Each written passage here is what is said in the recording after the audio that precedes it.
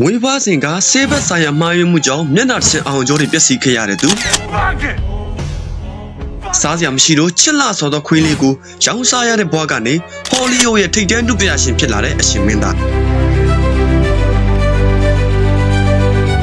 လူရောက်ရှိရောက်ချင်ထုတ်လုပ်တဲ့ agency တွေကနေအကြိမ်ပေါင်း1500ကျော်ညှင်းပယ်ခံခဲ့ရတဲ့ဟော်လီဝုဒ်ရဲ့ကျေတဲ့ပွင့်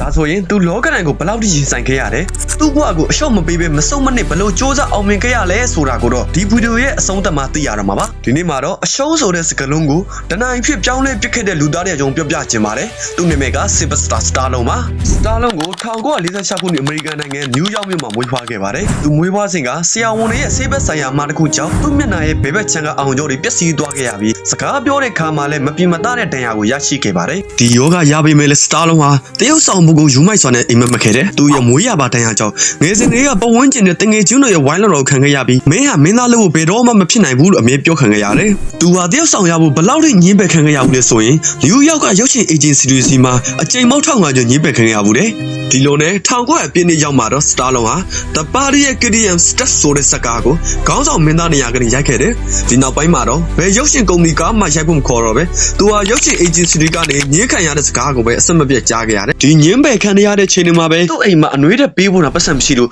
စာကြီးတိုင်းမှာတွားအိတ်ခဲ့ရတယ်။သူဇနီးကတော့ပုံမှန်ဝင်ငွေရမယ့်အလုပ်တစ်ခုကိုရှာဖို့အမြဲတိုက်တွန်းပေးမယ်။ Stalloneကတော့အလုပ်တစ်ခုဝင်လုံးလိုက်ရင်ငါရဲ့အိမ်မက်တွေပေါ်စိတ်ဝင်စားမှုကြောင့်နဲ့တွားလိုက်မယ်လို့ယုံကြည်ပြီးသူ့ရဲ့အိမ်မက်တွေအတွက်ထပ်ပြီးယူမိုက်စွာနဲ့စွန့်စားခဲ့ပါတယ်။သူဟာသူ့ရဲ့ယူမိုက်တဲ့အိမ်မက်တွေကိုမှတ်ရင်သူရမ်းချစ်ရတဲ့ခွေးလေးဘက်ကကိုကျွေးစရာမရှိတော့လို့သူဟာဒေါ်လာ$25တိုင်းနဲ့ရောင်းချခဲ့ရပါတယ်။သူဟာခွေးလေးကိုရောင်းပြီးမျက်ရည်တွေနဲ့ထွက်လာခဲ့ရပြီပဲ။အဲ့ဒီနေမှာပဲဟာမက်အလီရဲ့လက်ဝဲပွဲကိုကြည့်မိပြီးသူကိုယ်တိုင်စံညွှန်းရေးစရာဖြစ်ခဲ့ရပြန်တယ်။သူဟာမစားမတောက်နဲ့နိုင်20စက်တိုက်ထိုင်ပြီး Rocky ဆိုတဲ့စံညွှန်းကိုရေးသားခဲ့တယ်။အန်ဟောဖို့ကောင်းတာကရုပ်ရှင်ကုမ္ပဏီတစ်ခုကအဲ့ဒီစံညွှန်းကိုသဘောကျပြီးဒေါ်လာ3သိန်းခွဲနဲ့ဝယ်မယ်လို့ကန့်လန့်ခဲ့တာပါ။ဒီနေရာမှာသူကငါ့ကိုမင်းသားပေးမလို့ရင်ဒီစံညွှန်းကိုမရောင်းဘူးလို့ရဲဝံ့ညင်းခဲ့တာပါ။လက်ထဲမှာဒေါ်လာ100တော့မရှိတဲ့အချိန်မှာဒီလောက်များတဲ့ပတ်စံကိုညင်းခဲ့ပြီးအခွင့်အရေးကိုပဲစောင့်နေခဲ့တယ်။ဒါများမင်းနမနေဘူးဆိုတဲ့စကားပုံတိုင်းသူ့ရဲ့ပြတ်သားတဲ့ဆုံးဖြတ်ချက်နဲ့မလျှော့တဲ့ဇွဲလုံးလာတော့ကြောင့်သူကိုယ်တိုင်ရေးထားတဲ့ Rocky စံညွှန်းမှာကိုယ်တိုင်မင်းသားဖြစ်tiêuဆောင်ပြီးသူ့ရဲ့ရည်ချွန်းတွေကိုတစ်ခွာလုံးကတည်အောင်ချပြနိုင်ခဲ့ပါတယ်။နောက်ဆုံးမှာတော့ Rocky ဟာ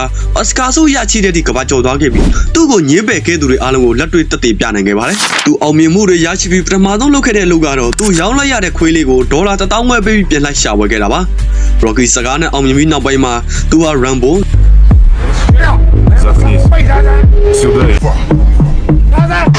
Hispanic series စားတဲ့စကားတွေနဲ့လည်းအောင်မြင်မှုတွေထပ်ရရှိခဲ့ပြန်တယ်။ဒီနေ့မှာတော့ Stallone ကအမေရိကန်ဒေါ်လာ$400ကျော်ချမ်းသာတဲ့ဟော်လီဝုဒ်အချင်းလောကရဲ့ဘုရင်သူဖြစ်နေပါပြီ။သူ့ဘဝကကျွန်တော်တို့ကိုပေးတဲ့သင်ခန်းစာကတော့လောကကြီးကတင့်ကိုဘလောက်ပဲရိုက်ချပါစေအရေးကြီးတာကတင်ဘလောက်ရိုက်ခံနိုင်ပြီးရှက်ဆက်တိုးနိုင်တယ်ဆိုတာပါပဲခုလိုချိန်မှာအဖက်ဖက်ကနေခက်ခဲမှုပေါင်းစုံနဲ့ကြုံတွေ့နေရတဲ့ကျွန်တော်တို့ရဲ့တင်ငယ်ချင်းမိတ်ဆွေအပေါင်းဖော်များအားလုံးဒီဗီဒီယိုလေးကိုကြည့်စိတ်ခုံအားရကြပါစေဆိုတဲ့ရည်ရွယ်ချက်နဲ့တင်ဆက်ပေးလိုက်ရပါတယ်နောက်ဗီဒီယိုမှာပြန်ဆုံတွေ့ကြပါခင်ဗျာ